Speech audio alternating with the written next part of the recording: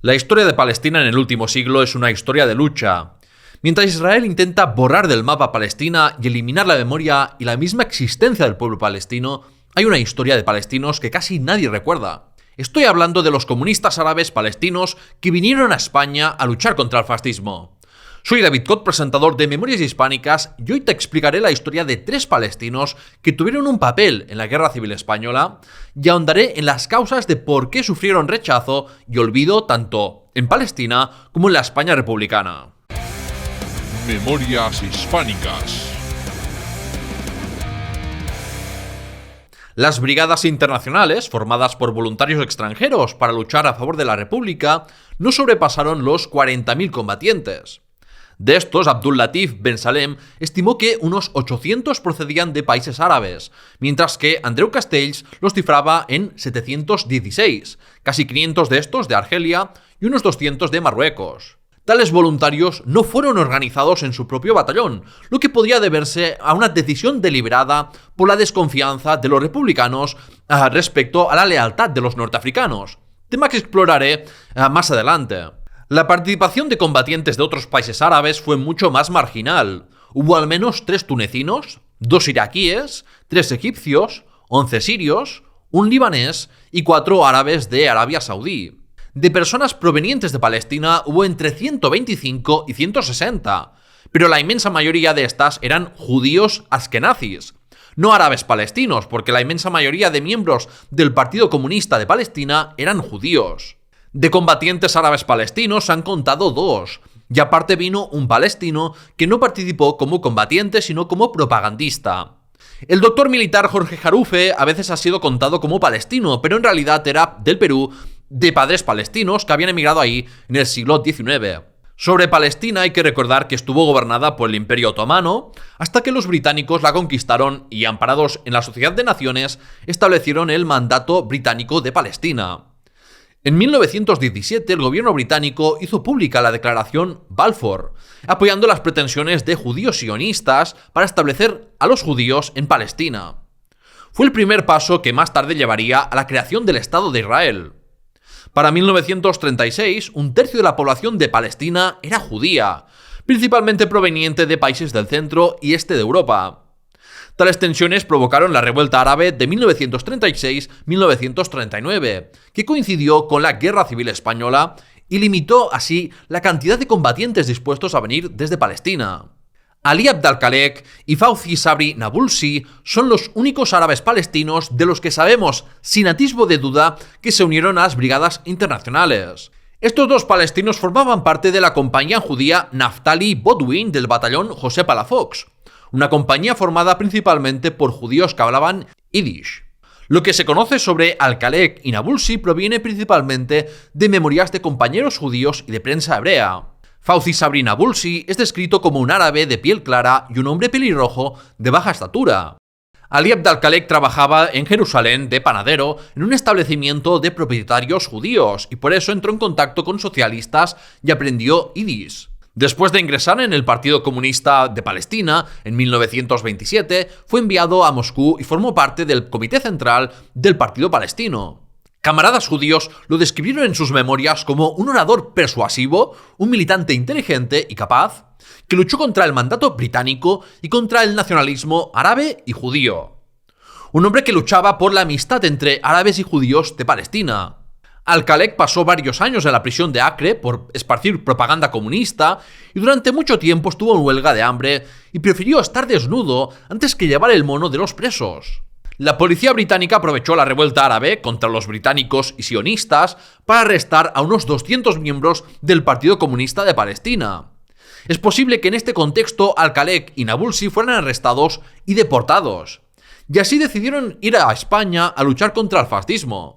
Al-Khalek y Nabulsi entraron en España a través de la frontera francesa el 17 de octubre de 1936, junto a numerosos voluntarios judíos palestinos. El israelí de origen polaco Michael Brown los describió así, cita: Fawzi era un joven vivaz y lleno de vida, mientras que el camarada Ali era un hombre alto, de mediana edad, con una profunda conciencia política propia de un líder comunista. La personalidad radiante de Ali, su rostro sonriente y su voz agradable atraían a muchos a su alrededor mientras solía cantar canciones árabes, yidis y rusas. Fin de la cita. Nabulsi empleaba una ametralladora y fue herido en la batalla de Lérida en marzo de 1938. Fue trasladado a París para su recuperación y terminó en el campo de refugiados francés de Gurs, que albergó a muchos brigadistas al terminar la guerra.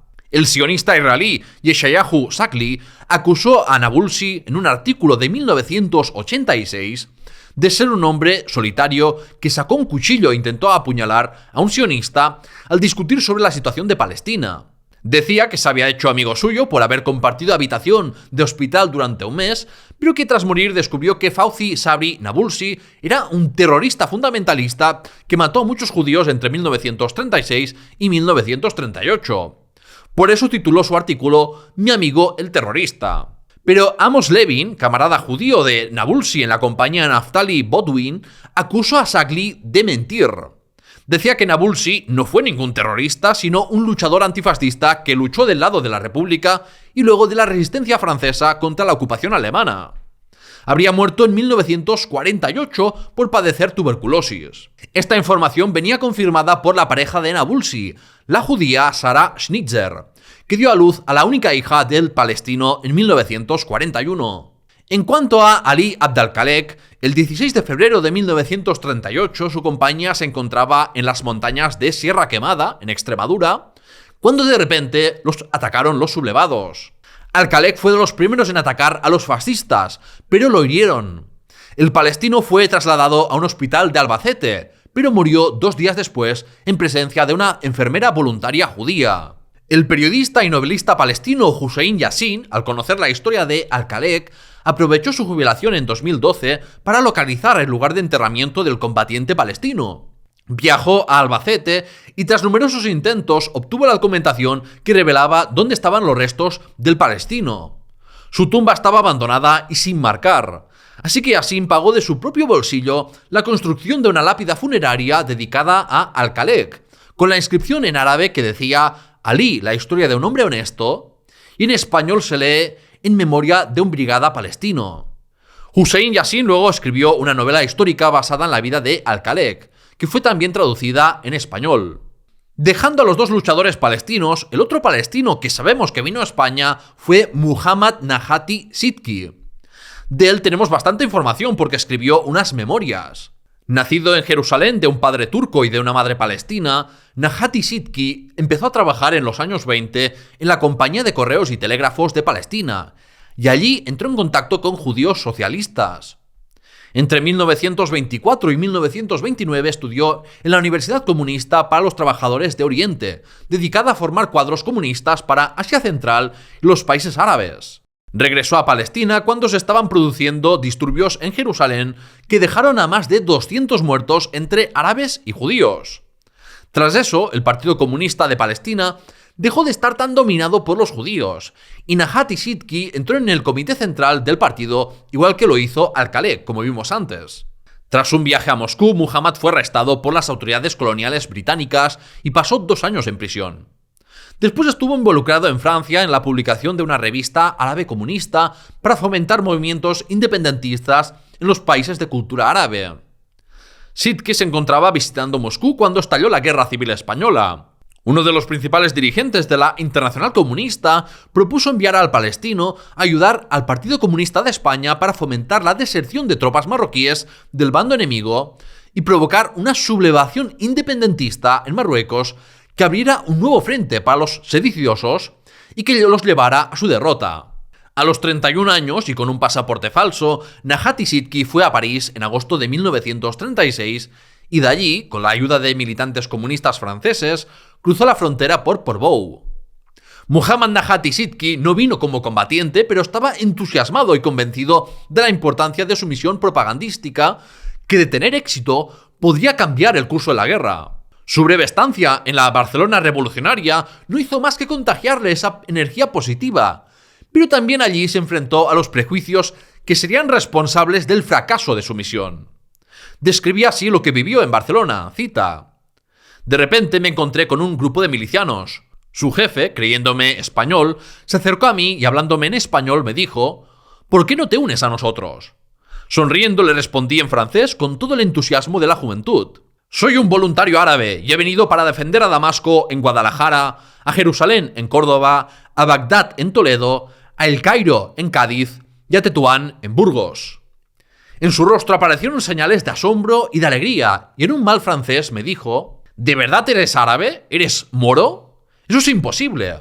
Los marroquíes están con los fascistas asesinos, atacan nuestras ciudades, saquean nuestras casas y fuerzan a nuestras mujeres. No soy el único árabe aquí. En las brigadas internacionales hay árabes ya, y otros están en camino. Fin de la cita. En Madrid se reunió con dirigentes comunistas como José Díaz, Dolores Ibarruri y Vicente Uribe, y rápidamente se puso a trabajar. Desde septiembre, usando el nombre de Mustafa Ibn Jalá, por sonar marroquí, escribía artículos en Mundo Obrero y otras publicaciones, que luego eran difundidos al ser leídos con altavoz en el frente. Su principal actividad era la de hacer transmisiones de radio, escribir octavillas en árabe que luego eran arrojadas desde aviones, y arengar a los marroquíes desde las trincheras con un megáfono, todo para animarlos a desertar. También participaba en interrogatorios de prisioneros marroquíes.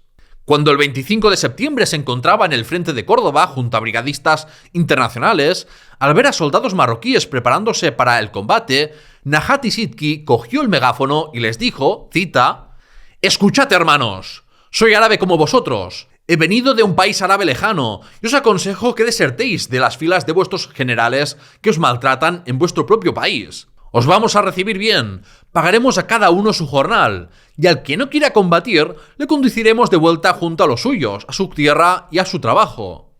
¡Viva el Frente Popular! ¡Viva la República! ¡Viva el presidente Azaña! ¡Viva Marruecos!» Fin de la cita. Cuando sus palabras fueron traducidas al comandante español, este ordenó disparar, y si no fuera porque un republicano tiró de él, habrían matado al palestino. No sabemos si alguna de las arengas y octavillas del árabe palestino tuvieron éxito en conseguir deserciones, pero en todo caso, muy pocos marroquíes se pasaron a las filas republicanas durante la guerra. Los motivos del fracaso de la misión de Najati Sidki estaban fuera de su control. Y es que rápidamente el comunista palestino se percató del racismo desatado contra los marroquíes en la zona republicana. La prensa republicana presentaba a los marroquíes como invasores y bárbaros sanguinarios, frecuentemente representados con el blackface, y les atribuía los peores crímenes de guerra para proyectar el odio hacia todo el bando sublevado a través de los moros. La alta probabilidad de ejecución de soldados marroquíes capturados, sobre todo al inicio de la guerra, demostraba lo mucho que había calado la propaganda maurófoba, sumándose al discurso antimoro que ya venía de muy atrás. Este trato también se debía a que, según denunciaban algunos soldados, había marroquíes que falsamente hacían como que se rendían y que querían cambiar de bando diciendo que eran rojos, solo para atacar cuando se acercaba un republicano. Por su parte, los marroquíes sabían que era probable que fueran ejecutados si eran capturados, y eso hacía que mostrasen poca clemencia y que pocos desertasen o se rindieran. Era un proceso que retroalimentaba el odio y la desconfianza y hacía imposible tender puentes, como deseaba hacer Najati Sidki. Su conciencia no le permitía hacer falsas promesas de repatriación y buen trato a marroquíes del bando sublevado sin tener garantías para cumplir con su palabra. El 3 de octubre, Najati Sidki fundó la agrupación antifascista hispano-marroquí, junto a algunos marroquíes y españoles anticolonialistas, con el objetivo de incitar las deserciones de marroquíes y de convencer a los republicanos de que los moros solo se habían unido a los sublevados por engaños, coacciones y la pobreza causada por el colonialismo español. A través de tal organización, Sidki intentó organizar un batallón compuesto por marroquíes desertores y prisioneros de guerra. Sin embargo, el gobierno del Frente Popular y miembros del Partido Comunista de España no apoyaron su proyecto. Escribió esto en sus memorias, cita: «Yo realizaba este trabajo completamente convencido de su interés, pero cuando la noticia llegó a los periódicos, los camaradas españoles me lo reprocharon diciéndome que recelaban de la existencia de una asociación de ese género. Recuerdo que los camaradas españoles mantenían cara a los marroquíes y a la cuestión marroquí una postura más teórica que práctica. Notaban ellos, y especialmente en Vicente Uribe, una absoluta falta de confianza hacia cualquier marroquí. Más de una vez les hice reparar en las ejecuciones de soldados marroquíes prisioneros, y yo sentía en el fondo del corazón que mi misión estaba fracasando». Fin de la cita. El 31 de octubre, Sidki firmó un artículo en Mundo Obrero en el que denunciaba que el Tribunal Popular condenó a cadena perpetua a 3 marroquíes del ejército regular por prestar su ayuda a la rebelión fascista, mientras que a un español lo absolvieron por supuestamente haber dado su apoyo de forma inconsciente. Está claro que ahí hubo un trato discriminatorio hacia los marroquíes. Najati Sidki afirmaba que la mayoría de marroquíes del bando traidor participaba por la fuerza y el engaño y escribió, cita: "Nosotros hemos dicho muchas veces, y lo sostenemos, que es posible salvar a los soldados marroquíes de las garras de los fascistas rebeldes si nuestro gobierno de la República diera órdenes para que se cambiase el trato hacia los moros prisioneros y desertores. Es decir, tratarlos, por lo menos, lo mismo que a los soldados españoles engañados por los fascistas y pasados a las filas de las milicias de la República. Si los soldados marroquíes vieran que el gobierno republicano respetaba las vidas de los soldados marroquíes, hermanos suyos, prisioneros y desertores, que se encuentran en nuestras filas, no tardarían ni un momento en venir a nuestro lado". Fin de la cita. Este artículo debió disgustar a bastantes dirigentes del Madrid republicano. El 4 de noviembre del 36, después de un bombardeo fascista sobre Getafe y la ciudad universitaria de Madrid, se produjo un incidente que empeoró las relaciones entre el árabe y los dirigentes comunistas españoles. Cita: "Durante la aproximación de los marroquíes a Madrid, el Comité Central se dispuso a celebrar una reunión de urgencia. Casualmente me encontraba entre ellos, y los camaradas consideraron que mi presencia allí sería algo inoportuna. Así que me pidieron con franqueza que abandonara la habitación, ya que no era miembro del comité. Vicente Uribe hizo un guiño a la ordenanza Ortega y tomándome del brazo amablemente, me condujo fuera de la sala. Luego me dijo: camarada Mustafa, tu grupo ha llegado a las puertas de Madrid". Fin de la cita. No lo veían como un compañero. Por parte de sus supuestos camaradas españoles, Muhammad Najati Sidki fue tratado con desconfianza y desdén por el hecho de ser árabe. La moral optimista con la que vino este palestino a España la perdió rápidamente. Lo que vivió puso en cuestionamiento sus convicciones internacionalistas. Las desconfianzas, el racismo antiárabe y la falta de sensibilidad y de apoyo de socialistas y comunistas españoles a la independencia de Marruecos llevó a Sidki a abandonar España en diciembre. La historia de Sidki es una historia trágica. Pese al trato que recibió, quería seguir ayudando y se propuso establecer una emisora de radio secreta en Argelia para animar a los marroquíes a evitar el reclutamiento, pero no pudo llevar a cabo esta misión.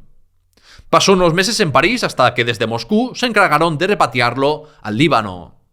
Unos años más tarde sería expulsado del Partido Comunista de Palestina por haberse rehusado a volver a España y por su postura firmemente proindependentista del mundo árabe que chocaba con la mentalidad colonial de algunos comunistas españoles y franceses. Pero bueno, tuvo una buena carrera de escritor, traductor de libros y locutor de radio hasta que falleció en Atenas en 1979. Esta es la historia de los 3 árabes palestinos que vinieron a España y participaron en la guerra civil apoyando a la República, unos con las armas y otros con la pluma. Pero ¿por qué fueron rechazados en su tiempo tanto en España como en Palestina y olvidados por la historiografía y la memoria colectiva? Los pocos árabes palestinos, o en general los árabes de las brigadas internacionales, se enfrentaron a una doble marginación. Por un lado, por el racismo y la desconfianza que sufrieron por parte de republicanos y comunistas españoles al englobarlos en la categoría de moros. Por otro lado, eran rechazados por la mayoría social de sus países de origen, en especial por conservadores musulmanes y nacionalistas, por su rechazo del ateísmo, el comunismo, el internacionalismo o las ideas progresistas respecto a la igualdad entre hombre y mujer. Es decir, los palestinos, y árabes en general, no eran aceptados ni de dónde vinieron ni a dónde fueron a combatir el fascismo. En el mandato británico de Palestina, las ideas universalistas de los comunistas y la solidaridad y hermandad entre árabes y judíos eran vistos como actos de traición tanto por sionistas como por nacionalistas árabes. Es más, tanto Najati Sidki como Nabulsi mantuvieron relaciones amorosas con comunistas judías. Y eso también los convertía en heterodoxos fuera de la normalidad de las tensas relaciones entre árabes y judíos. Había árabes antifascistas, como Najati Sidki, que pensaban que la caída de los regímenes fascistas favorecía la liberación de los pueblos árabes. Pero ese no era el pensamiento mayoritario en el mundo árabe.